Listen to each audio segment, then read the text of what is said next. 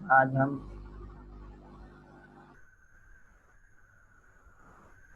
والضحیٰ واللیل اذا سجا کی صورت سے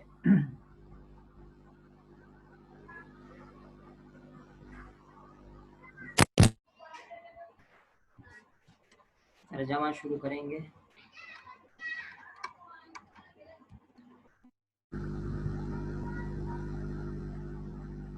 ایک بحث جو ہم سب سے آخر میں کرتے تھے وہ ہے علوم القرآن کی۔ آج اس سے متعلق پہلے ہی بیان کرنا ہے کیونکہ اس کی شروع میں ضرورت ہے۔ وہ یہ کہ ہم نے سب سے پہلے علم ترا سے شروعات کی اور اس کے بعد والضحیٰ سے شروعات کی۔ کسی کے ذہن میں یہ بات آ سکتی ہے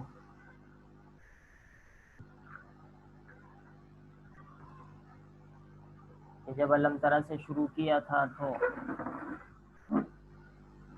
اس کے بعد جو صورت ہے ویل لکل ہمزۃ لمزہ وہ پڑھانی چاہیے تھی، اور اس طریقے سے والضحیٰ تک پہنچا جا سکتا تھا، لیکن اس کے برخلاف ہم نے والضحیٰ سے شروعات کی اور انشاءاللہ تعالی سورۃ الہمزہ یعنی ویل لکل ہمزۃ لمزہ تک ہم پہنچ جائیں گے۔ تو یہ ترتیب کیوں اختیار کی گئی؟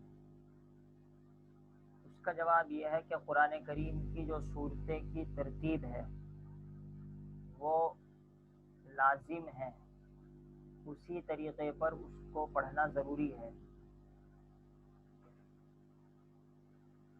بچوں کو الحمدللہ سب سے پہلے پڑھائی جاتی ہے، اس کے بعد قل اعوذ برب الناس، قل اعوذ برب الفلق، یہ تو بچوں کی ضرورت کی وجہ سے ہے۔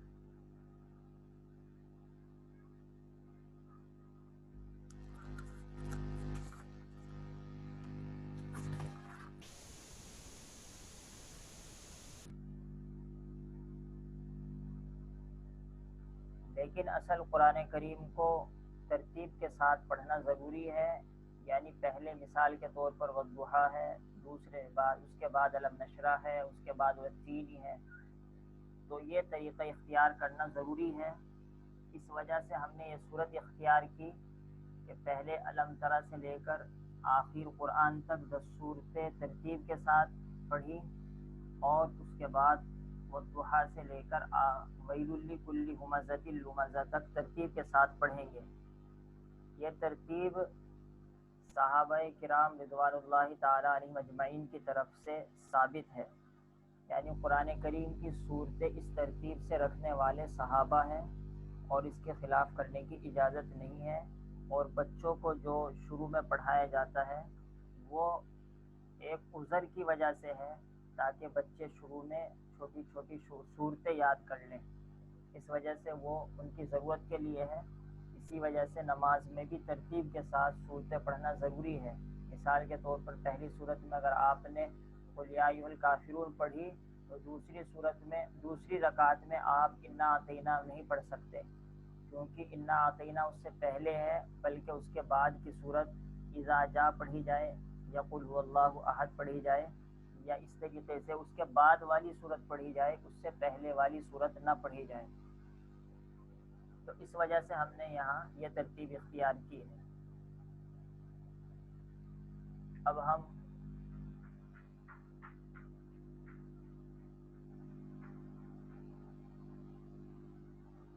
آواز صحیح آ رہی ہے، بہت سے لوگوں کی طرف سے یہ چیٹ آ رہا ہے کہ آواز ہلکی آ رہی ہے۔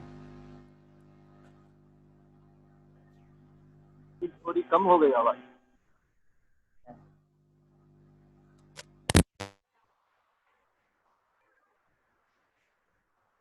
تو ہم ترجمہ شروع کر دیتے ہیں۔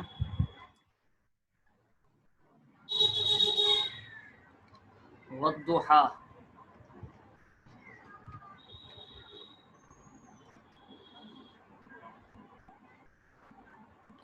واو کا ترجمہ یہاں پر اور نہیں ہے،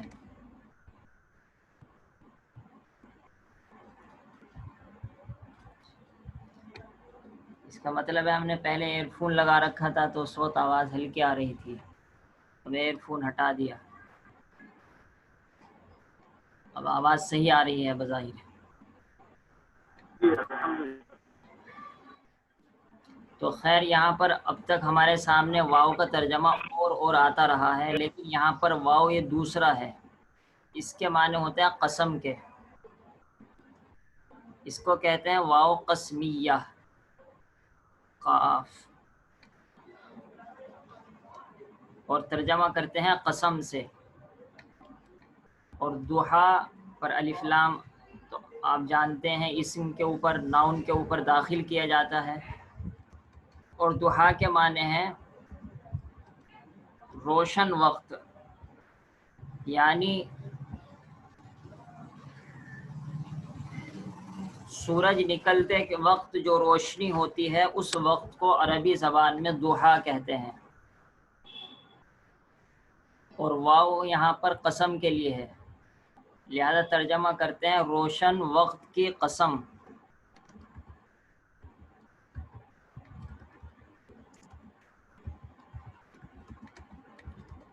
تو قسم کا ترجمہ یہاں پر کیا جا رہا ہے واو کی وجہ سے، اور روشن وقت یہ ضحیٰ کا ترجمہ ہے۔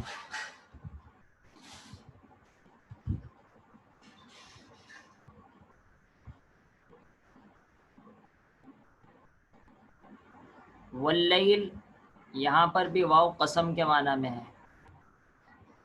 اور الف لام الگ ہے، اور لیل کے معنی رات، تو ترجمہ ہوگا رات کی قسم۔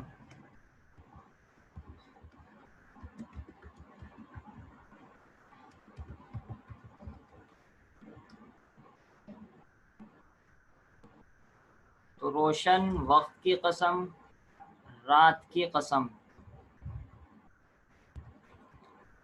اذا سجا، اذا کے معنی ہے جب، یہ ہمارے سامنے جب آیا تھا، جبکہ اذا جاء نصر اللہ والفتح ہم نے پڑھی تھی، وہاں پر یہ بتلایا گیا تھا کہ اذا کے معنی جب ہوتے ہیں، اور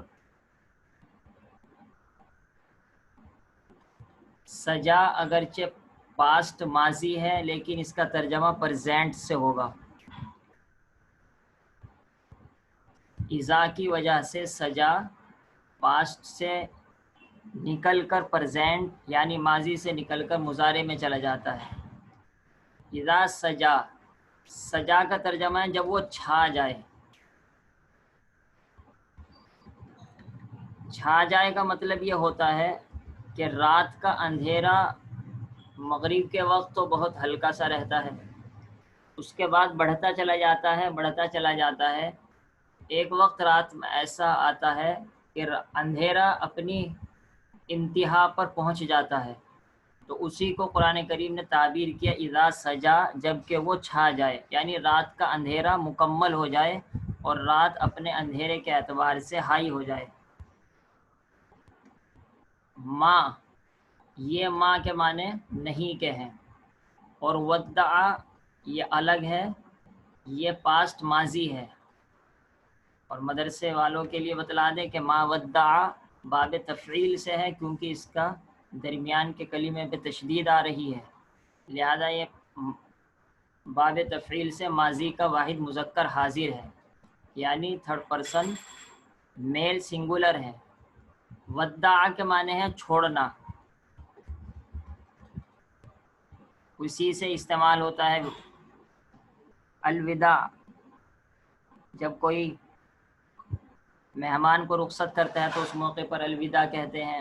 اسی طریقے سے آپ صلی اللہ تعالیٰ علیہ وسلم نے 10 ہجری میں جو حج کیا اس کو حجۃ الوداع کہتے ہیں، یعنی رخصتی کا حج، اور اسی رخصت کو کہتے ہیں چھوڑنا۔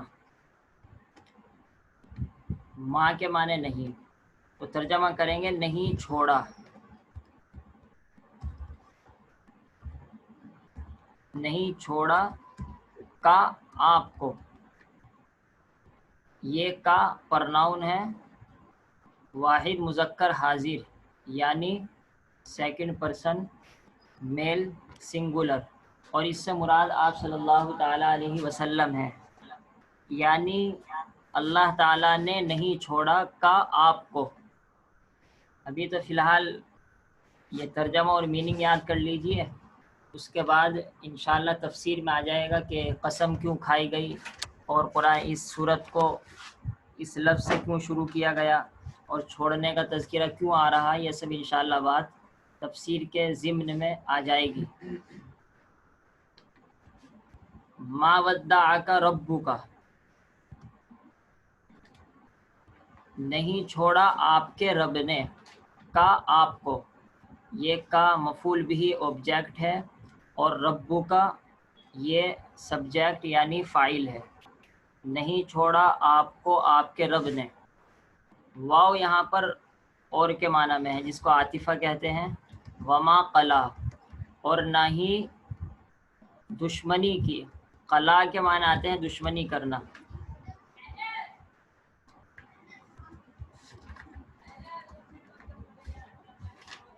دشمنی کرنا یہ تو ورب ناؤن مصدر کا ترجمہ ہے، اور قلا کیونکہ پاسٹ ماضی ہے اس وجہ سے اس کا ترجمہ کیا دشمنی کی۔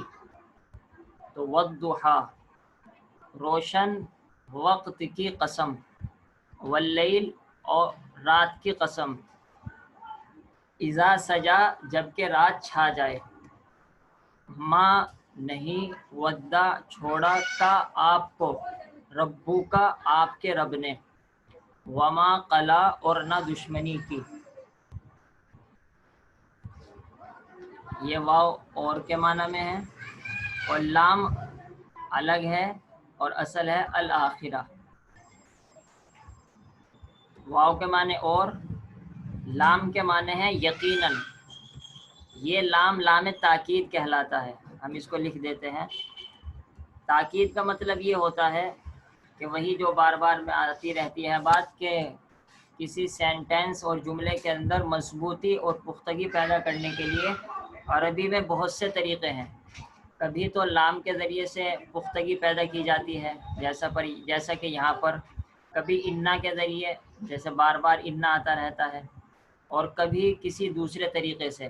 تو یہاں پر لام کا ترجمہ مضبوطی سے کرنا ہے، یعنی ہم اردو زبان میں اس کو کسی بھی طریقے سے تعبیر کر سکتے ہیں۔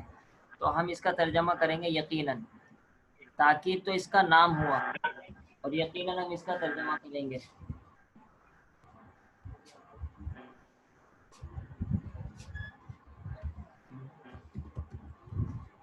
اور یقیناً آخرت، آخرت سے مراد وہی آخرت ہے۔ ترجمہ تو اس کا یہی ہے کہ آخرت سے مراد عام آخرت ہے۔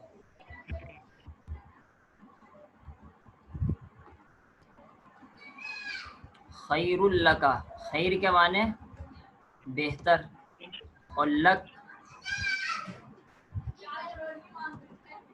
لام الگ ہے اور کاف الگ ہے۔ لام کا ترجمہ یہاں پر ہے لیے، اور آخرت بہتر ہے آپ کے لیے۔ یہ ہر لفظ کا ترجمہ اس وجہ سے نہیں لکھتے ہم کہ وہ تو یاد ہی ہے۔ تو آخرت بہتر ہے آپ کے لیے، آخرت کا دوسرا ترجمہ ہے، بلکہ اس آیت کا ترجمہ پورا کر دیں۔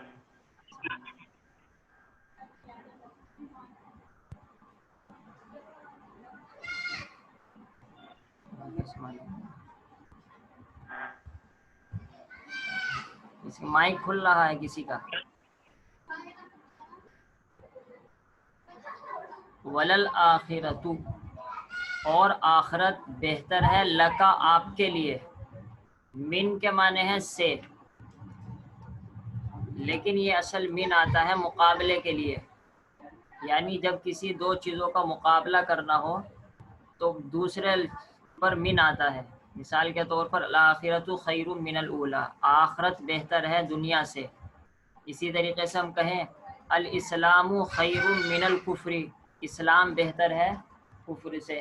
ایسے ہم کہیں الصلاۃ خیر من المال من النوم، بلکہ تو آتا ہی ہے الصلاۃ خیر من النوم، نماز بہتر ہے نیند سے۔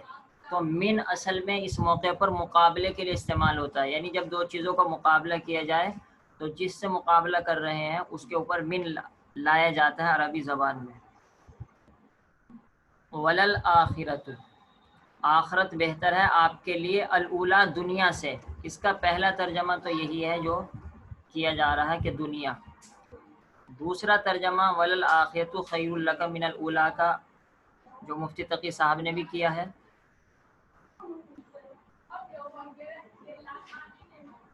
آخرت کے معنی ہیں آئندہ حالت، کیونکہ آخرت کے معنی ہیں بعد والی چیز اور اولا کے معنی ہے پہلی والی چیز.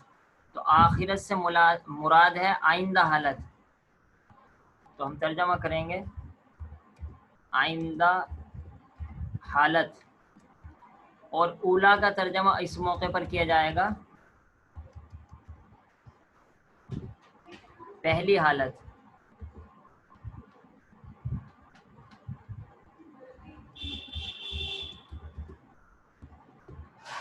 تو آئندہ حالت آپ کے لیے بہتر ہے پہلی حالت سے، یعنی کہ آپ صلی اللہ تعالیٰ علیہ وسلم کے لیے ہر گزرے ہوئے زمانے سے بہتر آئندہ زمانہ ہے، کیونکہ آپ صلی اللہ تعالیٰ علیہ وسلم اپنے اعمال کے ذریعے سے اور اپنے عبادات کے ذریعے سے ترقی کرتے رہتے تھے. اس وجہ سے آپ کے لیے ہر پہلا زمانہ کے مقابلے میں اگلا زمانہ بہتر ہوتا تھا. تو اس وجہ سے آخرت سے مراد ہے آئندہ حالت، آئندہ زمانہ، اور الاولی سے مراد ہے پہلی حالت، پہلا زمانہ. تو وللآخرۃ خیر لک من الاولی، اور یقیناً آخرت خیر بہتر ہے لک آپ کے لیے من الاولی دنیا سے.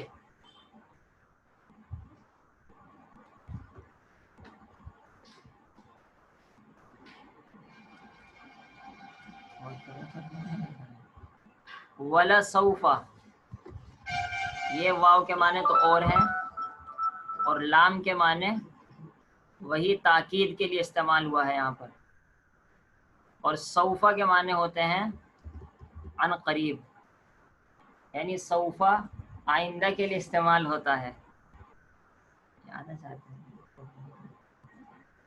سوفا آئندہ کے لیے استعمال ہوتا ہے، اس وجہ سے اس کا ترجمہ کریں گے. اور یقیناً آئندہ، آئندہ ہی ترجمہ کر سکتے ہیں.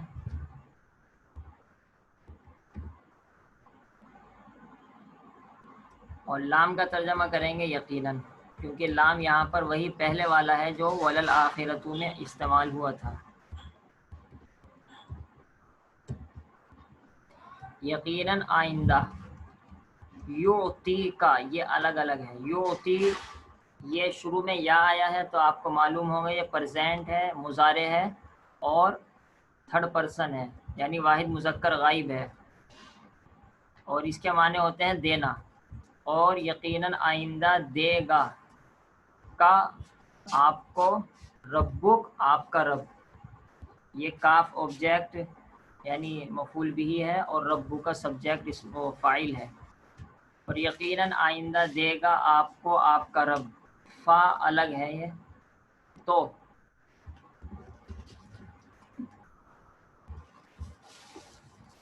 ترضا آپ خوش ہو جائیں گے. یہ ترضا بھی شروع میں تا آیا ہے تو معلوم ہو گیا پریزنٹ مضارع ہے، اور تاک سے یہ بھی معلوم ہو گیا کہ سیکنڈ پرسن میل سنگولر یعنی واحد مذکر حاضر ہے.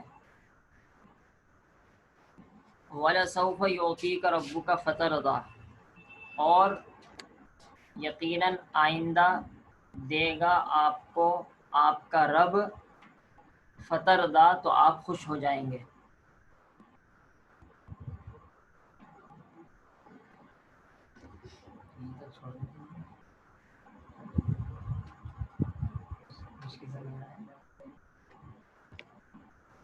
تو ترجمہ تو ہم آج یہیں تک کر رہے ہیں، باقی اس کی تفصیل بھی بیان کرنی ہے، اس وجہ سے آئندہ تفصیل بیان کریں گے.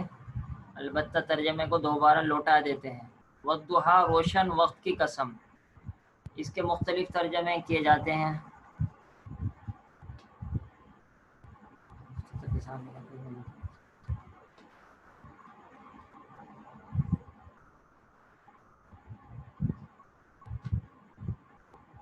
مفتی تقی صاحب نے اس کا ترجمہ کیا چڑھتے دن کی روشنی کی قسم. تو خلاصہ ہر ایک کا ایک ہی ہے سب کا. چاشت کے وقت کی قسم یہ بھی ترجمہ کیا جاتا ہے. تو اصل والضحیٰ کہتے ہیں جس وقت سورج پوری روشنی پہ ہو اور روشنی خوب پھیلی ہوئی ہو. تو روشن وقت کی قسم اور بعض علماء نے یہ بھی کہا ہے کہ ممکن ہے آپ صلی اللہ تعالیٰ علیہ وسلم کا چہرہ مراد ہو اور آپ صلی اللہ علیہ وسلم کے چہرے کو کہا گیا ہو کہ یہ سورج کی طرح چمک رہا ہے، تو وہ حضرات اس کا ترجمہ کرتے ہیں روشن چہرے کی قسم۔ اور واللیلی رات میں اندھیرا ہوتا ہے، تو وہ بعض حضرات علماء یہ بھی کہتے ہیں کہ ممکن ہے کہ اللہ تعالیٰ نے آپ صلی اللہ تعالیٰ علیہ وسلم کے بال مبارک کو رات سے تشبیہ دی ہو، یعنی رات کے جیسا بیان کیا ہو، اور وہ ترجمہ کرتے ہیں واللیلی کا، اور کالی زلفوں کی قسم۔ تو اس طریقے سے یہ ترجمہ بھی کیا جاتا ہے، لیکن اصل ترجمہ وہی ہے جو آپ کے سامنے رکھا گیا ہے، یاد کرنے کے قابل اصل ترجمہ یہی ہے۔ الفاظ تو آگے پیچھے ہو جاتے ہیں، وہ تو سب حضرت تھانوی کا ترجمہ الگ ہوتا ہے، شیخ الہند کا ترجمہ الگ ہوتا ہے، مفتی تقی کا ترجمہ الگ ہوتا ہے، لیکن عام طور پر وہ الفاظ کا فرق رہتا ہے، مفہوم اکثر موقعوں پر ایک ہی رہتا ہے۔ والضحیٰ روشن وقت کی قسم، واللیلی رات کی قسم، اذا سجا جب وہ چھا جائے، اور چھانے کا مطلب ہے کہ جب اس کا اندھیرا خوب اچھا خاصا ہو جائے۔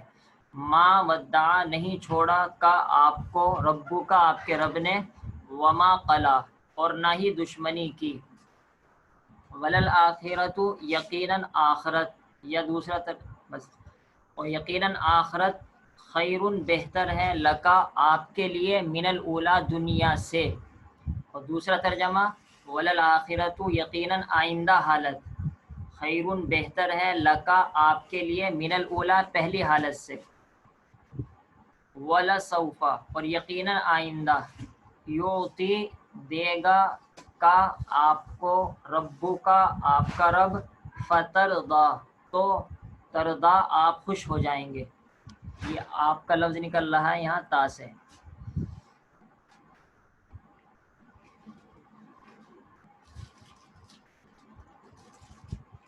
تفسیر بھی ابھی کر دیتے ہیں، ابھی ممکن ہے یہ میٹنگ پوری نہ ہو۔ سب سے پہلی بات،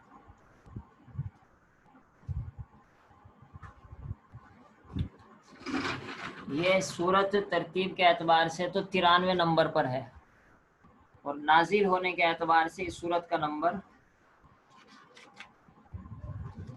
11 ہے۔ 11 کا مطلب یہ ہوا کہ آپ صلی اللہ تعالیٰ علیہ وسلم کے شروعی زمانے میں یہ سورت نازل ہو گئی، مکہ مکرمہ میں ہی یہ سورت نازل ہو گئی، اور اس کا نازل ہونے کا نمبر 11واں ہے۔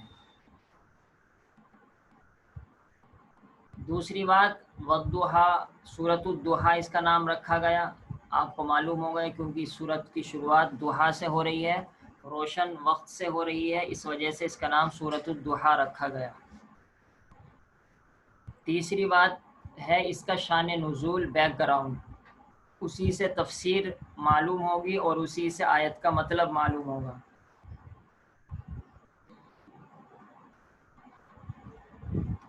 وہ یہ کہ آپ صلی اللہ تعالیٰ علیہ وسلم پر چند دنوں تک وحی نہیں آئی، کسی وجہ سے اللہ تعالیٰ نے وحی کو روک لیا۔ اب اس کی کیا وجہ ہوئی کہ آپ صلی اللہ تعالیٰ علیہ وسلم کے پاس وحی کیوں نہیں آئی؟ اس کی وجہ بخاری شریف میں یہ بیان کی گئی ہے کہ آپ صلی اللہ تعالیٰ علیہ وسلم 2-3 دن تک تہجد میں نہیں اٹھ پائے، بیماری کی وجہ سے یا کسی اور وجہ سے آپ صلی اللہ علیہ وسلم تہجد میں نہیں اٹھ پائے، اور اتفاق یہ ہوا انہی دنوں حضرت جبریل علیہ السلام بھی وحی لے کر نہیں آئے۔ تو یہ باتیں جب ابو لہب کی بیوی ام جمیل، جس کا تذکرہ تبت یدا کی صورت میں آیا تھا، وامرأتہ حمالۃ الحطب، اس کو یہ معلوم ہوئی کہ ایک تو آپ صلی اللہ علیہ وسلم تہجد میں روزانہ نماز پڑھا کرتے تھے، تو سب کو معلوم ہوتا تھا کہ آپ نماز پڑھ رہے ہیں، اور یہ بھی معلوم ہو گئے کہ وحی نہیں آ رہی ہے، تو اس نے یہ طعنہ دیا کہ محمد کو نعوذ باللہ اس کے رب نے چھوڑ دیا ہے، بلکہ انہوں نے تو اس طریقے کے الفاظ بھی استعمال کیا کہ محمد کو اس کے شیطان نے چھوڑ دیا ہے، نعوذ باللہ، کیونکہ وہ تو دشمنی میں یہ کہا کرتے تھے کہ محمد صلی اللہ علیہ وسلم کے پاس اللہ تعالیٰ کی طرف سے کوئی پیغام نہیں آتا، بلکہ نعوذ باللہ کوئی شیطان ہے جو ان کے پاس آتا ہے اور وہ ان کو اس طرح کی باتیں بتلاتا ہے، یعنی قرآن کریم کو وہ نعوذ باللہ شیطان کا پیغام کہا کرتے تھے۔ تو یہ مکے کے کافروں نے اور خصوصاً ابو لہب کی بیوی ام جمیل نے یہ بات کہی، آپ صلی اللہ تعالیٰ علیہ وسلم کو غم بھی ہوا، ظاہر سی بات ہے جب ایسی بات کہی جائے گی تو غم ہونا تو ظاہر بات ہے۔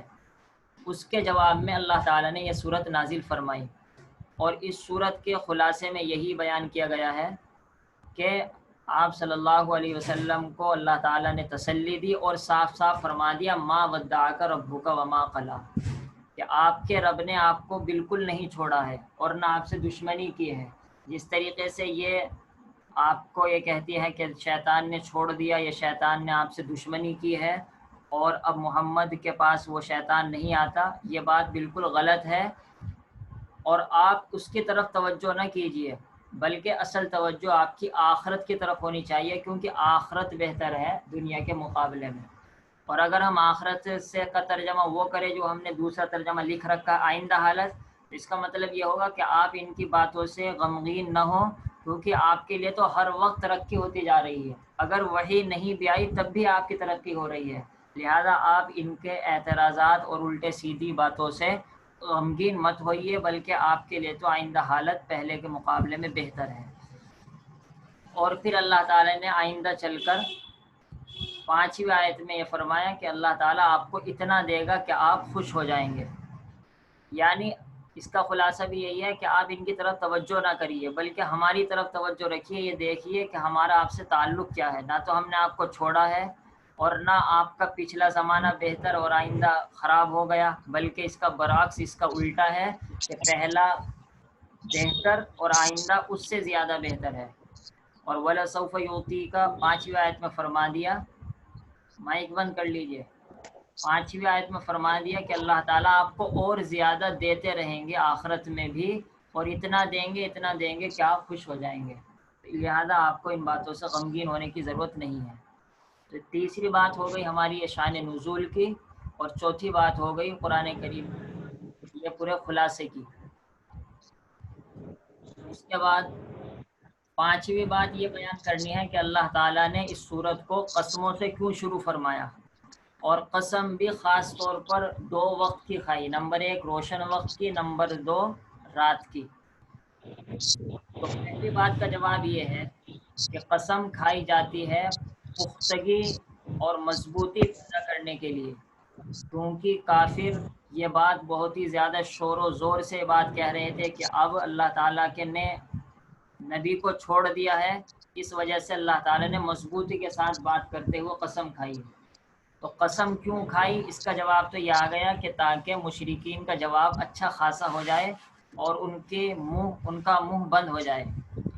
پھر دوسری بات یہ رہ جاتی ہے کہ قسم ان 2 وقت کی کیوں کھائی، قسم تو اور چیزوں کی بھی کھائی جا سکتی تھی، اللہ تعالیٰ نے خاص طور پر والضحیٰ واللیل کی قسم کیوں کھائی؟ اس کا جواب یہ ہے کہ اللہ تعالیٰ نے ایک باریک اشارہ کیا ہے کہ جس طریقے سے دن کا آنا جانا ہوتا رہتا ہے، لیکن کوئی یہ نہیں کہتا کہ دن میں اللہ تعالیٰ خوش ہیں اور رات میں اللہ تعالیٰ ناراض ہیں، ایسا تو نہیں ہوتا، بلکہ رات بھی آتی ہے، دن بھی آتا ہے، اور دن کے آنے جانے سے یہ نہیں کہا جاتا کہ دن میں اللہ تعالیٰ خوش ہو رہے ہیں اور رات میں اللہ تعالیٰ ناراض ہو رہے ہیں۔ بالکل اسی طریقے سے آپ سمجھیے کہ آپ پر وحی کا آنا تو ایسا ہے جیسے دن ہو رہا ہے، اور وحی کا بند ہو جانا ایسا ہے جیسا کہ رات ہو رہی ہے، لیکن جس طریقے سے دن اور رات کا آنا ضروری ہے، اسی طریقے سے وحی کا بھی یہی حساب ہے کہ کبھی آئے گی کبھی رکے گی، ظاہر سی بات ہے جب ضرورت ہوگی تو وحی آئے گی، اور جب ضرورت نہیں ہوگی تو نہیں آئے گی۔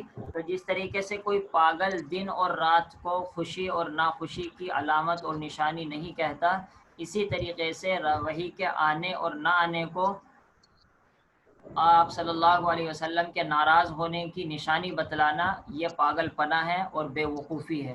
اللہ تعالیٰ نے ان 2 لفظوں کے ذریعے سے اس کا جواب دیا ہے۔ تیسری بات قسم کے متعلق ایک اہم بات یہ ہے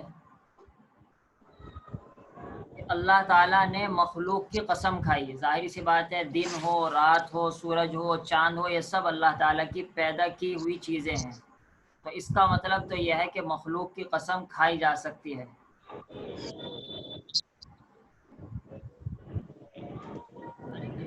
اس سے معلوم ہوتا ہے کہ اللہ تعالیٰ کی قسم کھائی جا سکتی ہے. اپنا مائک بند کر لیں. شروع میں عبدالغفار مرزا جان لکھا ہوا ہے.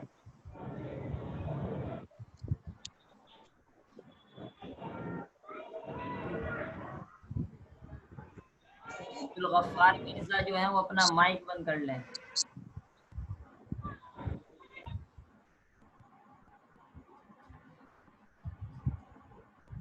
تو اس سے تو یہ معلوم ہوتا ہے کہ ہم کو بھی دن اور رات کی قسم کھانے کی اجازت ہے. جب اللہ تعالیٰ قسم کھا رہے ہیں تو اس کا جواب یہ ہے کہ اللہ تعالیٰ تو خالق اور پیدا کرنے والے ہیں. اللہ تعالیٰ کو اختیار ہے کہ اپنے مخلوق میں سے کسی بھی چیز کی قسم کھا لیں. البتہ حدیث شریف کی روشنی میں اور علماء کے مسائل کی روشنی میں یہ بات جان لینی چاہیے کہ اللہ تعالیٰ کے علاوہ کسی اور کے قسم کھانے کی اجازت نہیں ہے. لہذا ہمارے لیے دن کی، رات کی، ماں کی، باپ کی، سر کی قسم کھانے کی اجازت نہیں ہے. اللہ تعالیٰ ہی کی قسم کھائی جائے گی. اللہ تعالیٰ کے علاوہ کسی اور چیز کی قسم کھانا جائز نہیں ہے. اور اللہ تعالیٰ کے اوپر ظاہر سی بات ہے شریعت نہیں چلتی. شریعت انسانوں کے لیے ہے. لہذا ہم انسانوں کے لیے مسئلہ یہ ہے کہ اللہ تعالیٰ کے علاوہ کسی اور کی قسم کھانے کی اجازت نہیں ہے. بلکہ آپ صلی اللہ تعالیٰ علیہ وسلم کی بھی قسم نہیں کھائی جائے گی. صرف اللہ تعالیٰ کی قسم کھائی جائے گی. اور اللہ تعالیٰ نے جو قسم کھائی ہے وہ اس وجہ سے کھائی ہے کہ اس کے اندر ایک خاص حکمت اور ایک خاص بات ہوتی ہے. وہ یہ کہ جس چیز کی قسم کھائی جا رہی ہے وہ ایک اہم چیز کی طرف اشارہ کرتی ہے. جیسا کہ اس صورت میں والضحیٰ واللیل سے اشارہ کیا گیا ہے کہ رات اور دن کا آنے سے یہ نہیں کہا جا سکتا کہ اللہ تعالیٰ راضی ہیں یا ناراض ہیں. اسی طریقے سے وحی کے آنے اور نہ آنے اس پر یہ کہنا کہ اللہ تعالیٰ ناراض ہیں یہ صحیح نہیں ہے. تو اللہ تعالیٰ کو اس خاص بات کی طرف اشارہ کرنا تھا. اور خصوصاً اپنی قدرت دن کی روشنی پر اور رات کے اندھیرے پر اپنی قدرت بیان کرنی تھی. اس وجہ سے اللہ تعالیٰ نے یہ قسمیں کھائی ہیں. لیکن ہمیں اس کے قسم کھانے کی اجازت نہیں ہے. تو تقریباً 7 باتیں ہو چکی ہیں تفسیر سے متعلق. نمبر 1 سورت کی ترتیب، نمبر 2 سورت کا نام، نمبر 3 سورت کا شان نزول، نمبر 4 سورت کی تفسیر، نمبر 5 قسم قسم کیوں کھائی جاتی ہے، نمبر 6 ضحیٰ اور لیل ہی کی قسم کیوں کھائی، نمبر 7 ہمارے لیے قسم کھانے کی اجازت ہے یا نہیں. نمبر 8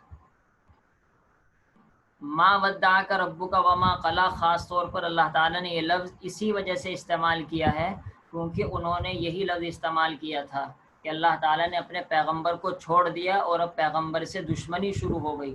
تو اللہ تعالیٰ نے خاص طور پر یہ الفاظ اس وجہ سے استعمال کیے ہیں.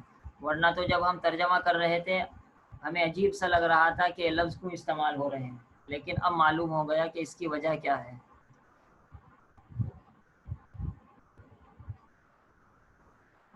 نمبر 9 وَلَسَوْفَ يُعْطِيكَ رَبُّكَ فَتَرْضَىٰ. اللہ تعالیٰ آپ کو دے گا. یہاں پر اللہ تعالیٰ نے اس بات کا تذکرہ نہیں کیا کہ کیا دے گا، اسی لیے کہ جب کسی چیز کی عظمت اور کسی چیز کی بڑائی کی طرف اشارہ کرنا ہوتا ہے تو اللہ تعالیٰ اس لفظ کو بیان نہیں کرتے اور اس طرف اشارہ ہوتا ہے کہ اس کو الفاظ میں اور ورڈ کے ذریعے سے بیان نہیں کیا جا سکتا. بس یہ بتلا دے کہ اللہ تعالیٰ آپ کو دے گا. اور کیا دے گا؟ کیونکہ وہ بہت عالی شان، بہت عظمت اور بڑی چیز ہوگی، اس وجہ سے اس کو الفاظ میں بیان نہیں کیا جا سکتا. اس وجہ سے اس کو یہاں پر نہیں بیان کیا اور اشارہ کر دیا کہ بہت اعلیٰ درجے کی چیز اللہ تعالیٰ دے گا حتیٰ کہ آپ خوش ہو جائیں گے. نمبر 10ویں بات یہ کہ جب یہ آیت خاص طور پر وَلَسَوْفَ يُعْطِيكَ رَبُّكَ فَتَرْضَىٰ آپ صلی اللہ تعالیٰ علیہ وسلم نے پڑھی تو فرمایا اِذًا لَا أَرْضَىٰ وَوَاحِدٌ مِّنْ أُمَّتِي فِي النَّارِ، کہ میں بھی اس وقت تک راضی نہیں ہوں گا جب تک کہ میرا ایک امتی بھی جہنم میں رہے گا۔ یہ آپ صلی اللہ تعالیٰ علیہ وسلم سے اپنی امت سے محبت اور اعلیٰ درجے کی محبت ہے کہ اللہ تعالیٰ تو آپ کو کہہ رہے ہیں کہ آپ کو راضی کیا جائے گا، اور اللہ کے رسول فرما رہے ہیں کہ میں اس جب راضی ہوں گا، یعنی مکمل راضی جب ہو جاؤں گا جب میرے سارے امتی جہنم سے نکال لیے جائیں گے صلی اللہ تعالیٰ علیہ وسلم۔ اس وجہ سے ہم کو آپ صلی اللہ علیہ وسلم پر زیادہ سے زیادہ درود شریف پڑھنی چاہیے اور آپ کی پیروی کرنی چاہیے۔ یہ 10 باتیں تفسیر سے متعلق ہم نے بیان کر دی، اور اس میٹنگ کا وقت بھی پورا ہونے والا ہے۔ آئندہ میٹنگ انشاءاللہ شروع کی جائے گی، نئے لنک آ جائے گا، اس میں انشاءاللہ نصیحتیں بیان کر دی جائے گی۔ السلام علیکم ورحمۃ اللہ۔